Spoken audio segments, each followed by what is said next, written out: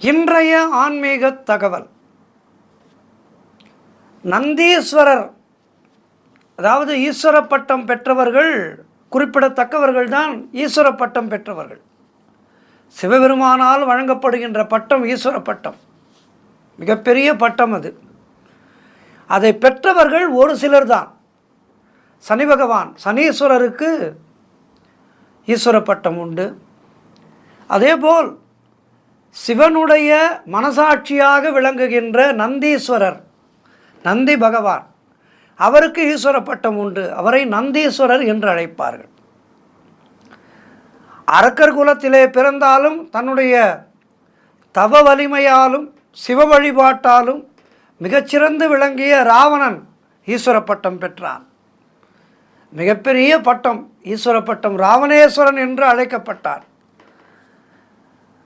அதேபோல் மிக குறிப்பிட்ட பெயர்களுக்குத்தான் இந்த ஈஸ்வர பட்டம் வழங்கப்பட்டிருக்கின்றது. சனீஸ்வர பகவான், அவர் ஈஸ்வர பட்டம் பெற்றவர். அதிலே இன்றைக்கு நாம் இந்த நந்தீஸ்வரரை பற்றித்தான் நம்முடைய ஆன்மீக தகவலிலே தெரிந்து கொள்ள இருக்கின்றோம். சிவபெருமானுடைய வாகனம் என்று கருதப்படுகின்றது ரிஷபாரூடராக இருப்பார். நந்தி வாகனம். கைலாசத்தினுடைய காவலராகவும் இவர் போற்றப்படுகின்றார். அதுதான் மிகச்சிறப்பு. இவரை நந்தி, நந்திகேஸ்வரர், நந்தி தேவர் என பல பெயர்களாலும் அழைப்பார்கள். நந்தி என்றால் ஆனந்தத்தை தருபவர், ஞானம் மற்றும் மகிழ்ச்சியை தருபவர் என்று பொருள். நல்ல இசை ஞானமும் கவிதை ஞானமும் எல்லாம் வர வேண்டும் என்றால் நந்தீஸ்வரரை வழிபட்டால் அவை கைகூடும். அதேபோல் பிரதோஷ நேரங்களிலே சிவபெருமான் நந்தியின் அந்த இரண்டு கொம்புகளுக்கு மத்தியிலே நடனம் ஆடுவதாக நம்பப்படுகின்றது. நந்தி என்றால் என்ன என்றால், நந்தி என்ற சொல் ஒரு தெய்வீகமான சிவம் என்று பெயர், பொருள். நந்தியினுடைய பண்புகள் என்று பார்த்தீர்கள் என்றால், நமக்கு மகிழ்ச்சி மற்றும் திருப்தி ஆகியவற்றை தருவது இவருடைய சிறப்புகள். இந்த கோவில்களிலே, நிறைய கோவில்களிலே பார்த்திருக்கலாம், நந்தி வாகனம் இல்லாமல் சிவபெருமானுடைய கோவில் இருக்காது. எல்லா சிவன் கோவில்களிலேயும் நந்தியினுடைய பிரதிஷ்டை நிச்சயமாக இருக்கும். பிரதான சன்னதியை நோக்கியவாறு நந்தி பகவான் காட்சியளிப்பார். சன்னதிக்குள்ளேயும் சிவன் சன்னதிக்கு முன்பாக நந்திகேஸ்வரர் இருப்பார். நந்தி தேவர் சிவபெருமானுடைய கைலை மலை வாயிலை பாதுகாக்கின்ற தெய்வம். அவருடைய உத்தரவில்லாமல் கைலை மலைக்குள் யாருமே செல்ல முடியாது.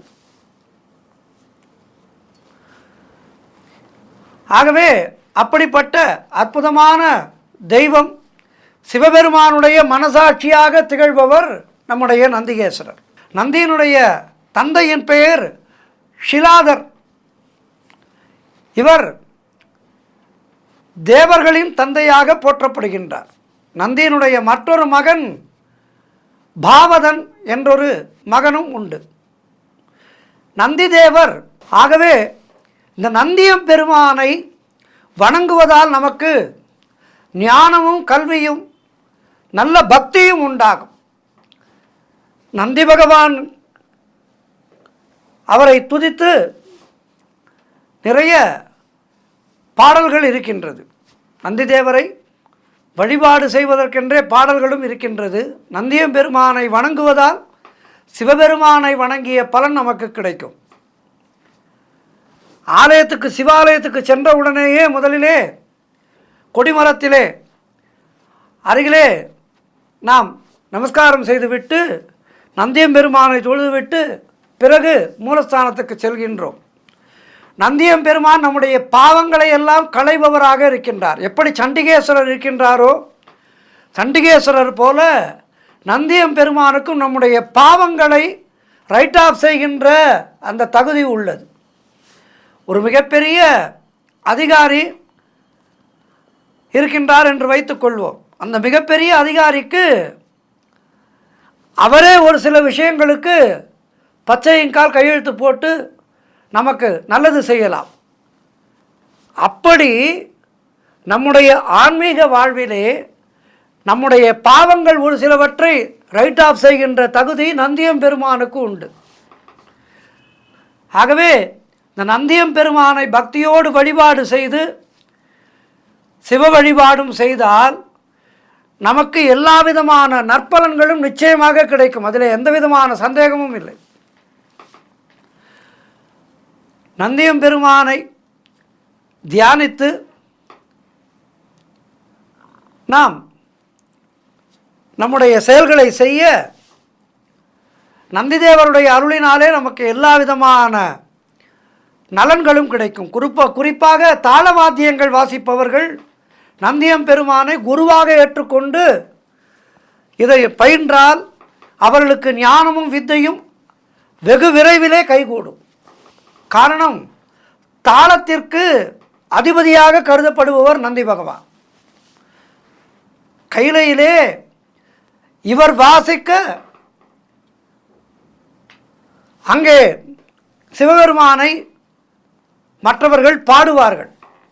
நந்தியம் பெருமான் என்பவர் இப்போது கூட மிகச்சிறப்பாக தாளவாத்தியங்கள் வாசிப்பவர்களை நந்தி என்று சொல்வது உண்டு இசைத்துறையிலே. ஆகவே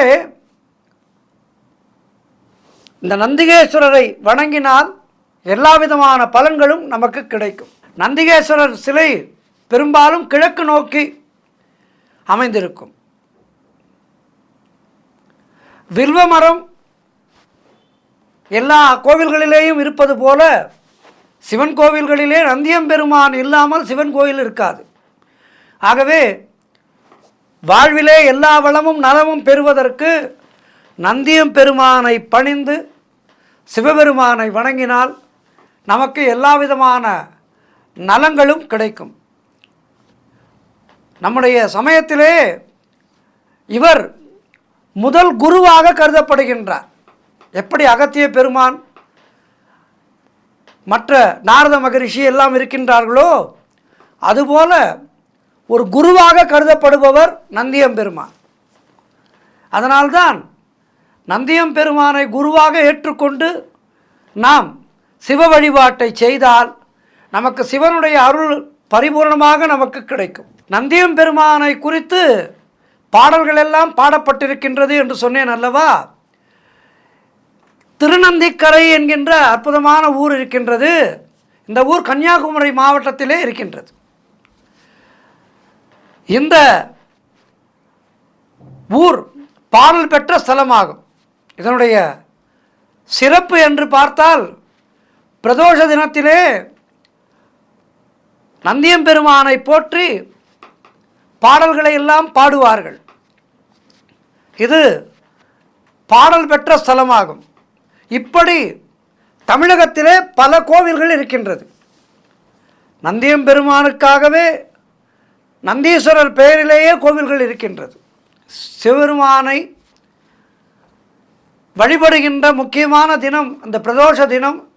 இந்த பிரதோஷ தினம் என்பது நந்தியம் பெருமானுக்கு சிறப்புக்குரிய தினமாக கருதப்படுகின்றது.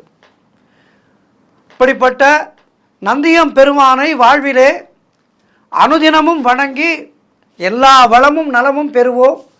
சிவபெருமானுடைய அருள் நமக்கு கிடைக்க வேண்டும் என்றால் நந்தியம் பெருமானை வணங்கினாலே சிவன் அருள் கிடைத்துவிடும். ஆகவே நந்தியம் பெருமானை வணங்கி எம்பெருமான் ஈசனுடைய அருளை பெற்று வாழ்வாங்கு வாழ்வோம். நன்றி, வணக்கம்.